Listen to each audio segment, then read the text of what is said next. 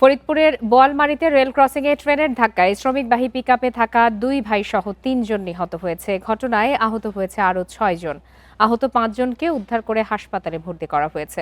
হতাহত ব্যক্তিরা সবাই উপজেলার ডোবরা জনতা জুট মিলের শ্রমিক। অরক্ষিত রেল ক্রসিংয়ের কারণে দুর্ঘটনা ঘটেছে বলছে পুলিশ।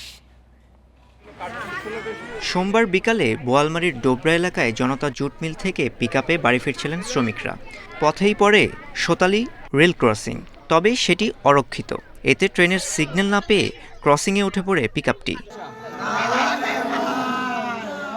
সেই মুহূর্তে কালুখালী থেকে ভাটিয়াপাড়াগামী একটি লোকাল ট্রেন গাড়িটিকে ধাক্কা দেয়।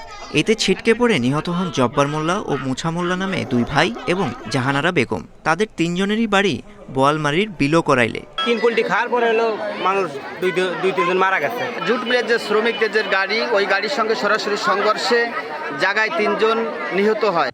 এ বিষয়ে আইন অনুযায়ী ব্যবস্থা নেওয়া হবে বলে জানিয়েছে পুলিশ। তবে ক্রসিংয়ের গেট নির্মাণের বিষয়ে কোনো প্রতিশ্রুতি মেলেনি। 3 জন স্পট ডেড হয়।